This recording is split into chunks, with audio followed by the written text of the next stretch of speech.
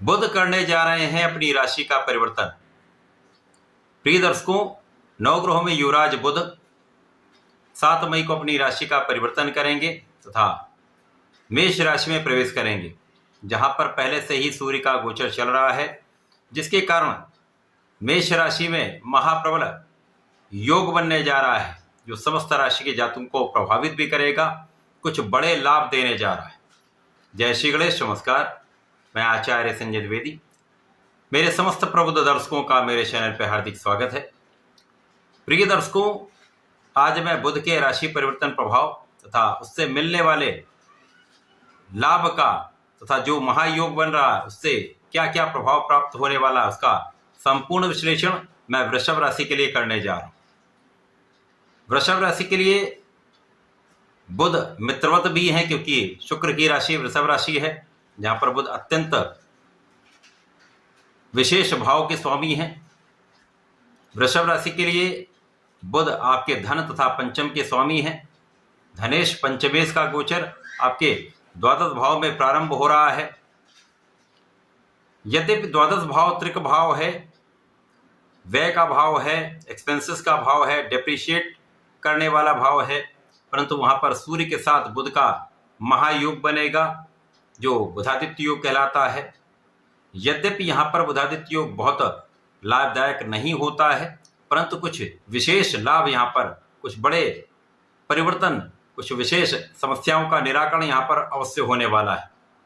इस माह में बुध 2 बार राशि परिवर्तन करेंगे, 2 बार प्रबल रूप से महायोग बुधादित्य योग बनने वाला है, जो निश्चित रूप से वृषभ राशि के अत्यंत महत्वपूर्ण भी है, कुछ बड़े लाभ देने वाला है। वृषभ राशि के लिए प्रारंभिक समय में ये आपके द्वादश भाव में है, जो कि तर्क भाव है। बुध सेंसिटिव प्लेनेट है, संवेदनशील होने के कारण इनका जिस प्रकार से भाव में जिस राशि के साथ योग बनता है, जिस ग्रह के साथ इनका योग बनता है, उसी के अनुसार ये परिणाम प्रदान करते हैं। अब जिन जिन भाव के स्वामी वहां पर इनका वो कार्यकत्व का भाव तथा जिन भाव के स्वामी उस भाव का यहाँ पर क्षय होगा, वो डेप्रिशिएट होगा। अब धन और पंचम के स्वामी होकर यहाँ पर 12वें भाव में है, तो यहाँ पर आपके व्यय में वृद्धि से, बिना कारण व्यय से धन का संचय बड़ी मात्रा में आप नहीं कर पाएंगे। धन के संचय में समस्या से धन की समस्या हो सकती है। इसी प्रकार से यहाँ पर वाणी का भी क्षय होगा, बिना कारण बोलने से विवाद की समस्या उत्पन्न हो सकती है। बिना कारण आपके बोलने से आपसी तनाव उत्पन्न हो सकता है, बनते काम बिगड़ सकते हैं। यहाँ पर जो विद्यार्थीगण हैं उनके लिए समस्या का समय हो सकता है, क्योंकि यदि यहाँ पर आपने अपना संपूर्ण प्रयास नहीं किया, सोच विचार कर आपने कार्य नहीं किया, तो परिणाम भी कुछ कम आपको प्राप्त हो सकता है। अच्छे परिणामों की प्राप्ति का योग कम है। अतः इस समय में अपना संपूर्ण प्रयास करें। पूर्ण आत्मबल के साथ यदि यहाँ पर प्रयास करते हैं तो समस्याएं कम होंगी।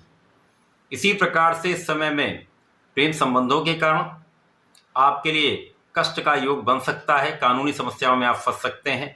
आपके लिए ये धन का व्यय भी कराने वाला होगा, मानसिक, शारीरिक तथा आर्थिक कष्ट देने वाला है। संतान का पक्ष कुछ निर्बल हो सकता है, संतान के स्वास्थ्य में कुछ समस्या हो सकती है, अथवा संतान से कुछ समय के लिए क्लेश हो सकता है। अतः इस समय में आपको ध्यान रखना चाहिए। अब चूंकि यहाँ पर परिवार का भी भाव है, तो परिवार के मध्य में बहुत संयमित भाषा का आप प्रयोग करें। यदि कहीं पर भी कोई समस्या है तो उसको बैठकर सॉल्व करने का प्रयास करें। सूर्य और बुध का ये बुधादित्य योग आपके 12वें भाव में है, जिसके कारण आपकी कानूनी समस्या में आपका पक्ष बलवान रहेगा, आप वहां पर विजयी रहने वाले हैं। इसी प्रकार से यदि आप ऋण लेने के प्रयास में हैं तो ऋण आपको प्राप्त हो सकता है।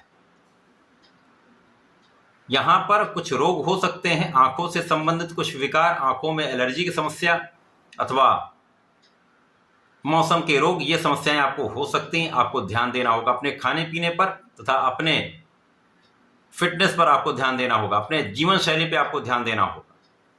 इस समय में विशेष रूप से जो स्वार्थी मित्र हैं उनके कारण भी कुछ समस्या हो सकती आता है, ऐसे मित्रों का साथ त्याग दें। परंतु जब बुध का पुनः परिवर्तन होगा बुध आपके लग्न में गोचर करेंगे, तब तक सूर्यदेव का परिवर्तन आपके लग्न में हो चुका होगा, जिसके कारण आपके लग्न में एक बार फिर से महाप्रबल राजयोग बनेगा। अब ये राजयोग आपको संपूर्ण लाभ देने वाला होगा, जब सूर्य और बुध का प्रबल रूप से शासन सत्ता का लाभ देने वाला, ज्ञान का लाभ देने वाला, बुद्धि बल का संपूर्ण लाभ देने वाला, वाणी से आपको लाभ देने वाला, आपके नेतृत्व से आपको लाभ देने वाला प्रबल बुधादित्य योग लग्न में बना है, वो आपको संपूर्ण रूप से लाभान्वित करने वाला है। अब आपके कार्यों की जो समस्याएं हैं वो दूर होंगी, आपके अवरोध यहाँ पर दूर होंगे, वाणी से होने वाली समस्याओं से आप मुक्ति पाएंगे, परिवार के बीच में आपका संबंध अच्छा रहने वाला है, पारिवारिक भाव में वृद्धि होगी, विशेष रूप से यहाँ पर पिता का संपूर्ण सहयोग मिलेगा, पिता से आपको लाभ की प्राप्ति निश्चित है। मई माह में सूर्य और बुध का बुधादित्य योग आपके नेतृत्व की क्षमता को बढ़ाने वाला होगा, शासन प्रशासन से, प्रशासनिक सेवाओं से विशेष लाभ मिलता है। यदि आप सरकारी नौकरी में हैं तो यहाँ पर आप अच्छा इंक्रीमेंट लेने वाले हैं, आपका एप्रिसिएशन होने वाला है, अप्रेजल मिल सकता है, आपके कार्य में आपको सफलता का संपूर्ण योग प्राप्त हो रहा है। इस समय में जो विद्यार्थीगण हैं उनका ज्ञान का भाव अत्यंत विशिष्ट रहेगा, जब आप अपने बुद्धि के बल पर, अपने आत्मबल के बल पर, अपनी क्षमता के बल पर शिक्षा के क्षेत्र में बड़ा लाभ प्राप्त कर सकते हैं। अच्छे परिणामों की प्राप्ति यहाँ पर हो रही। संतान से सुख होगा, यहाँ पर संतान के साथ आपका संबंध बहुत अच्छा रहने वाला है, संतान से सुख भी प्राप्त होगा। इस समय में आप बहुत विचारशील रहने वाले हैं, विवेकशील निर्णय लेने वाले। अब आपके लिए धन कई माध्यम से आने वाला है, धन की प्रबलता प्राप्त होगी, बड़े धन की प्राप्ति का योग बन रहा है। पारिवारिक संपत्ति से भी आपको धन लाभ होगा, परिवार से भी धन लाभ होगा, पिता से भी धन लाभ होगा, तथा जिस कार्य क्षेत्र में आप हैं वहां पर प्रगति से बड़े धन का अर्जन आप करने वाले।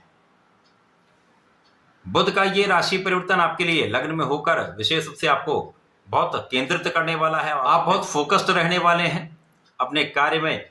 आपकी बुद्धि का बल, आपके जो क्षमता है, आपका ज्ञान जो है, साथ ही में आपकी वाणी का चातुर्य आपके लिए विशेष लाभ देने वाला है।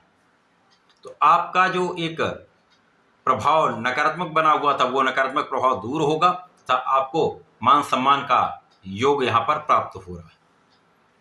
बुध का ये परिवर्तन पहले समय में बहुत अच्छा नहीं है, कम लाभ देने वाला है, परंतु द्वितीय परिवर्तन जो 23 मई को होने वाला वो विशेष रूप से आपके लिए अत्यंत प्रबल लाभ देने वाला है, धन की वृद्धि करने वाला है, सुखों की वृद्धि करने वाला है तथा आपको सफलता देने वाला है।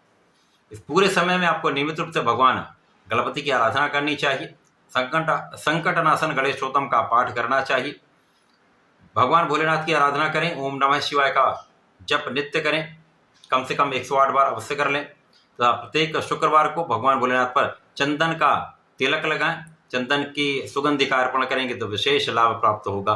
आप प्रारंभिक समस्याओं से मुक्त होकर बड़ा लाभ ले पाएंगे। तो ऐसा करके इसका लाभ लें। धन्यवाद, नमस्कार।